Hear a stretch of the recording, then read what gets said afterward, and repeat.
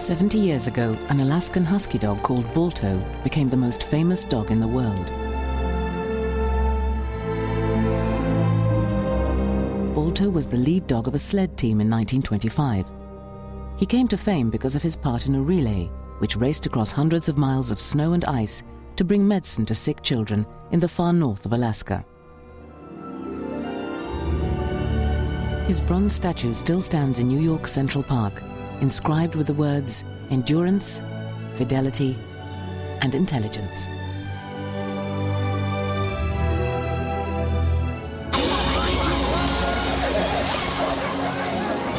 Today at Steven Spielberg's company Amblimation, 250 animators have spent 3 years making an animated feature film.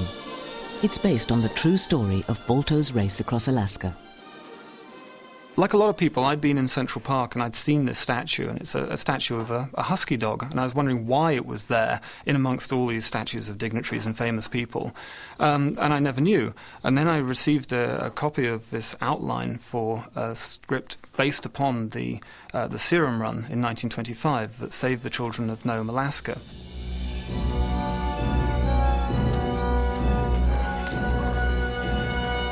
Animal characters always work well in animation. Here was a story, it was about this central character, this dog, that had been the leader of the team.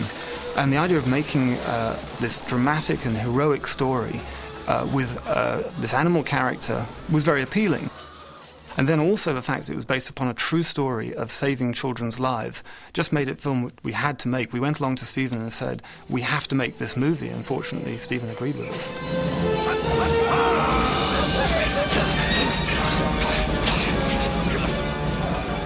This is a beautiful animated story with some incredible characters and some incredible vistas. Certainly, I can imagine as beautiful as what exists there now and what existed there then. Against this marvellous backdrop of the Alaskan wilderness, we then constructed a story that had involving characters. We simplified a good deal on the original story, but we stayed as true as we could to the spirit of the real events of 1925, starting with the outbreak of diphtheria in the children of Nome, Alaska.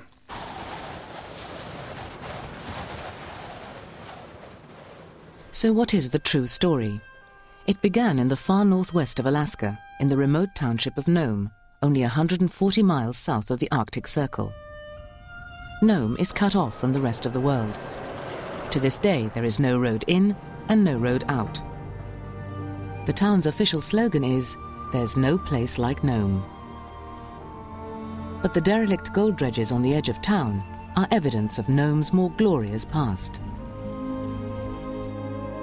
In 1900, gold was discovered in Nome. The discovery sparked off the Great Alaskan Gold Rush. Some 20,000 fevered prospectors spread their tents and shacks for 30 miles along this golden shore on the edge of the Bering Straits. But by 1925, the gold and the gold diggers had long gone, and a new and more deadly fever hit the township. An Eskimo child living in one of the shacks abandoned by the miners was struck down by diphtheria. Within a few days, 4 children had died and 18 were seriously ill. It was in the depths of winter. The town was cut off by snow and ice. There was only one doctor and no medicine. Doctor, how is she? Exhausted from coughing. Her fever's getting worse. Looks like diphtheria. She's the 18th case this week. And I'm out of antitoxin. In Nome today, there is still one person who remembers the diphtheria outbreak. The school teacher told us that there's serious sickness coming named diphtheria that make your sore throat, high fever, very high fever. You can even die from it.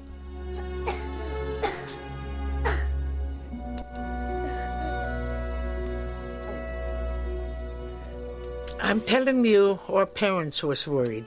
Everybody was worried because we didn't have no medicine for it until they bring it in. was worried. What made diphtheria so fearful to people was that only 7 years before, a flu epidemic had swept Alaska. In Nome, 91 children had been orphaned. I'm one of the doctors here in Nome now. When Dr. Welch was here, he was the only physician. He had just had to deal with the terrible influenza epidemic of 1918 when thousands of Eskimo children and adults died because they had no natural immunity to the disease. With the diphtheria, I'm sure he was very concerned because he had never seen a case of diphtheria in Alaska, that they also did not have this natural immunity and so might become very ill, and thousands again might potentially have perished from this problem. Anchorage. Stop. Repeat. Urgent request. More diphtheria antitoxin. Stop. Nome in grave danger. Stop. Please help. Stop. The real events of the 1925 serum run are actually quite extraordinary. They couldn't get the antitoxin through by rail because there simply wasn't a rail line that ran that far. They couldn't get through by sea because the Bering Straits were frozen over.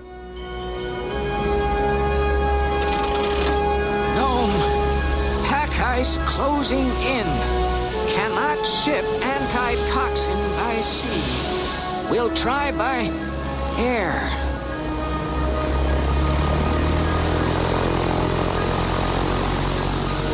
Nome. Storm at airport. Planes grounded until storm clears. Many regrets. The only way into Nome was the mail and freight system that operated during the Alaskan winters, husky dogs. Huskies had earned their name as savage work dogs used by the Eskimos since the Stone Age to hunt down musk ox and polar bear, and to haul their heavy transport sleds across the snowy wastes. Now they were to carry precious medicines to Nome in a desperate race against time. They used a relay, a set of some 20 mushers with husky dogs, stationed right the way across the state to carry the antitoxin and pass it on each to the next. And the reason Balto became so famous is that he was the lead dog on the team that finally brought the antitoxin in to Nome. It was decided to bring the serum by rail from Anchorage to Nenana. At Nenana, it was to be collected by the first dog team in the relay. From Juneau, Office of the Governor. We are shipping antitoxin by rail. Stop. Train line ends at town of Nenana. Stop. Select fastest dogs for sled team to carry antitoxin from Nenana to Nome. Stop. God willing, train will make it through.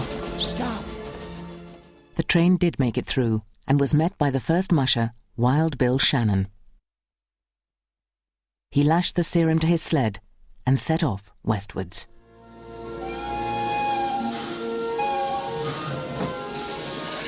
Easy with that.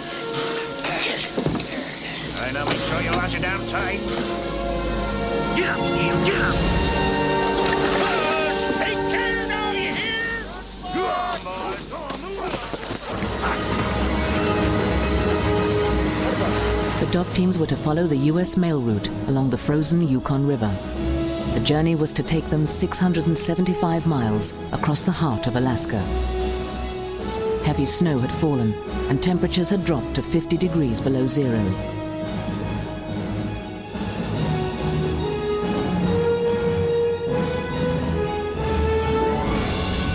At the Eskimo village of Shaktoolik, the serum was passed to Leonard Seppala, the greatest musher in the Alaskan Territory. Seppala took a dangerous shortcut over the icebound Norton Bay, with gale force winds hurling seawater over the breaking pack ice. With snow and hurricane force winds causing a whiteout, the serum was passed to Gunnar Kaysen and his lead dog, Balto.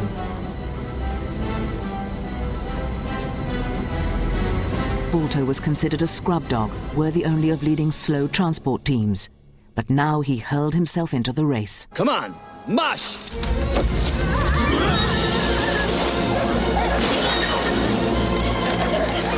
Balto, slow down! Wait on! Hey, you're going too fast!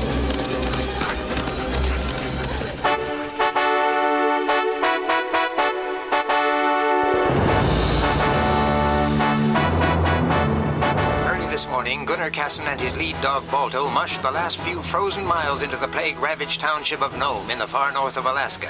Working in relays, 20 dog teams have rushed the serum in a record-breaking 5.5 days across 700 miles. In the early hours of February the 2nd, 1925, Balto led his sled team, near blinded by the whiteout, into the stricken township.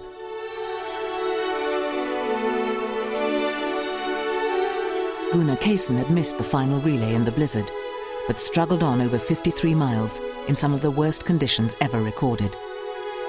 The vital serum was pressed into the hands of Dr. Curtis Welch and rushed to the hospital.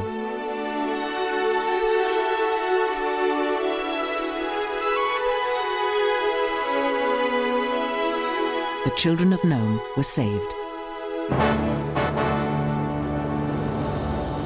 And the story of Balto was telegraphed around the world.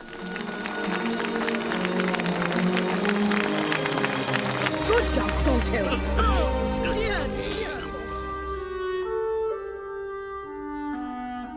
Balto was now a famous celebrity, and celebrities, as some people were aware even in those days, can be exploited to make money. Balto was bought and put under exclusive contract by a well-known film producer, Sol Lesser, and taken to Los Angeles. My father brought the dogs to Los Angeles because they were a big attraction. There were sports heroes, there were bathing beauty heroes, there were famous millionaire inventors, and here was a dog. A dog touches everybody's heart. My father thought of him as a subject for appearing on the stage with the theaters that he was running, and possibly in a film. I remember very vividly the dog coming to school. For 2 days, my sister and I were the most popular kids in school. It was a great experience. But after that, I just don't know what happened to the dogs. They were in the headlines, and suddenly, poof, they were gone. Johnny Weissmuller came along. Gertrude Ederle swam the channel years later. And I never knew until now whatever happened to the dog.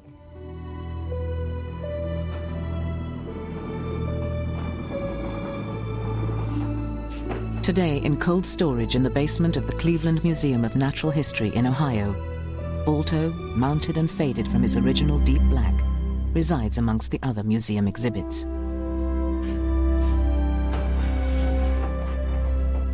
Steve Misenzik was given the task of finding out how he arrived there. We know that when Sol Lesser lost interest in doing the feature film, that he turned them over to an unknown vaudeville agent. After that is the period that they really went on tour for about 1.5 years.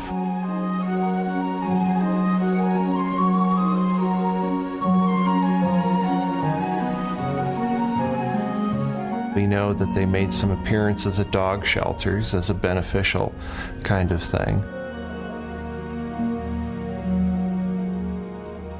We know that in the appearances that they did, they had to give the impression of being a dog sled team, so their sled, which had been traveling around with them, would have been mounted up on wheels, doing something that was a feat of strength for the dog.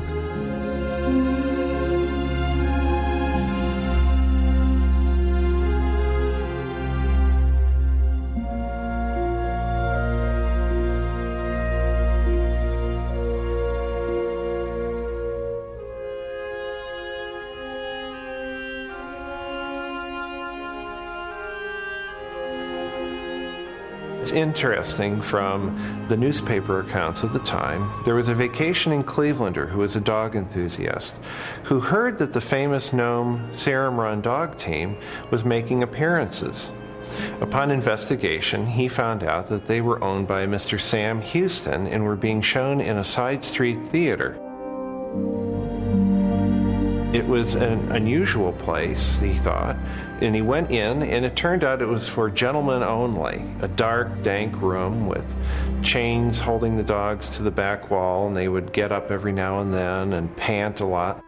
He just became so offended by this, he approached Mr. Sam Houston, and he said, what would be able to be done to get these dogs out of this situation? The entrepreneur Sam Houston finally agreed to sell the dogs for $2,000. But he only gave George Kimball 2 weeks to pay. George Kimball returned to Cleveland to try and raise the money. Another race was on. Someone, and I really don't know who, got the idea that to bring Balto to Cleveland. So they thought it would be best, and I think it was in the paper, to school children save the money. So we all took our pennies and everything to school, and we made a big event out of it. We had a big sign on the bowl that said, "This is for Balto." And we put the pennies all in this big bowl, and we didn't fill the bowl up. I was sorry about that, but we got the bowl fairly full, and then we put it all together, and they took it into Cleveland, and then they sent for Balto. The true story of Balto begins in 1925. It is the middle of winter. The story of Balto is still taught in Cleveland schools. And by tradition, some of the older folk give talks to the kids about the day when they themselves were children, and the husky first arrived in their city. I remember when Balto and his buddies came to Cleveland in March of 1927, and they had a parade right down Euclid Avenue. Somebody had put wheels from a little red wagon on the sled so they could pull it, because there was no snow at that time.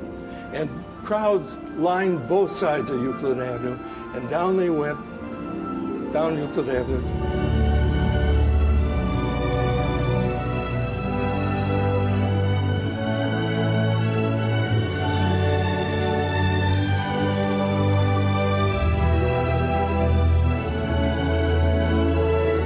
Balto was famous again. After the parade, he was taken to the city zoo, where 15,000 people came to see him on his first day. I had great feelings for the dogs. They were, I really felt bad for them, because here they were, huskies, and with a big heavy coat of fur on, and they'd just be sweating there, and well, they're panting actually in the summertime, and there was very little shade around that enclosure, as I recall, and they had one big dog house in the center of it. And I felt bad. I thought those dogs ought to be out running around. I remember the day my mother and my aunt took us 3 girls down there. I just thought he was such a glorious hero to have done that for people, to save people, you know, that it was just extraordinary.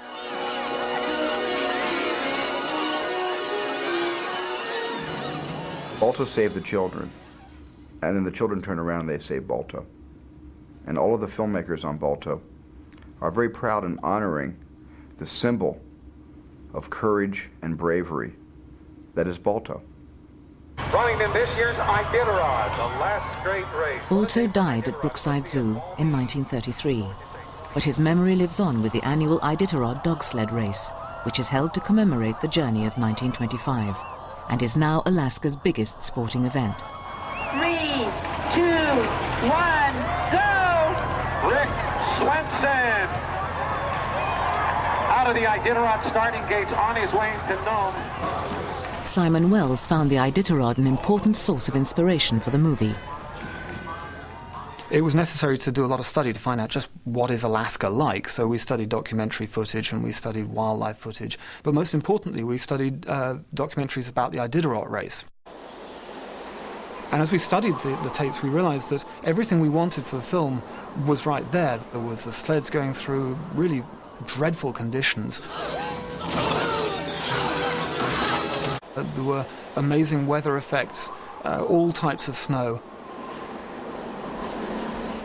And we realized just how awful it must have been in 1925. All right. The filmmakers also talked to dog sled racers.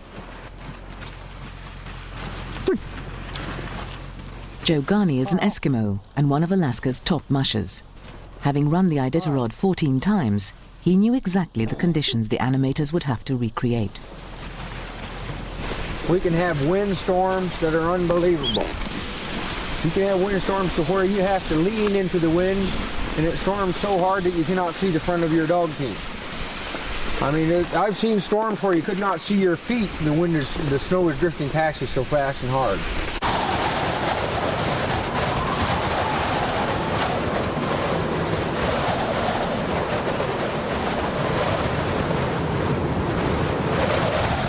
We also wanted to know what makes a good lead dog, because obviously Balto should have those characteristics just deep down in his soul. So we talked to a number of extraordinary mushers to try and find out what they felt made a good lead dog.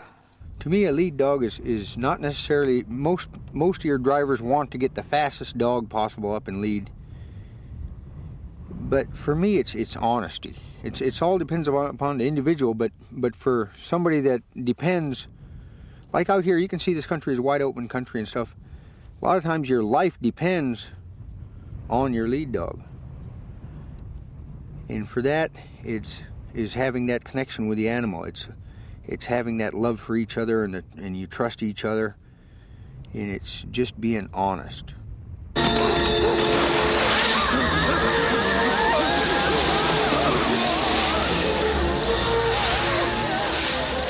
Like, why do you choose this one person to be your companion for life?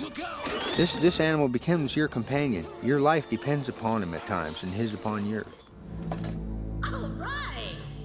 Good catch, Balto. I understand that the characteristics of a great lead dog are that he's a natural-born leader, for one, and he's also a very honest and loyal dog. And Balto, this is something we tried to put into Balto. We actually tried to instill all these same characteristics, and I hope we did it.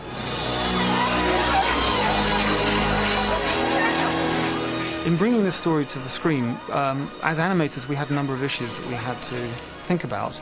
There was the issue of realism.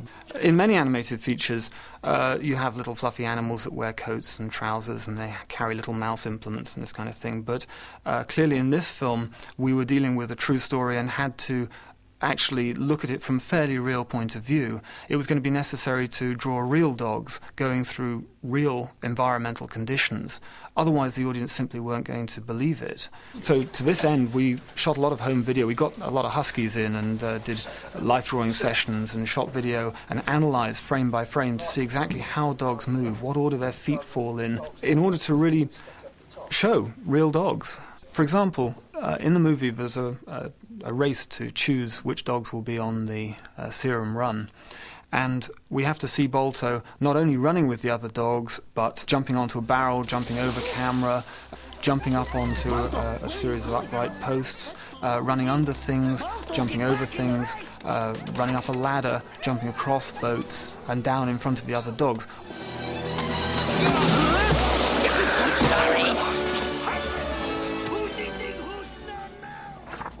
We made Balto's eyes bigger because a lot of him is about emotion, about what he's thinking. So because he didn't have actual hands as such, he has paws, he had to walk on four legs. We find that we had to make his eyes bigger so that the audience could read his emotions, right away. I can get that medicine through. First of all, get it through your head that they wouldn't put you in a sled team even if you did win, which won't happen, and if it did, it wouldn't matter. Boris, did you ever think maybe you're the reason the other geese fly south? If only your feet were as fast as your mouth. Hey! They're starting. Balto! Whoa! What are you, nuts? Steel catches you around here. He's going to turn you into kibble. Let us let the half-dog run. Balto is a dog who believes that he could easily be the lead dog of a dog sled team. And he feels that he needs to prove this. We had kept his head down, and he's more of a thinker rather than a talker. So you could actually see him brooding quite a bit.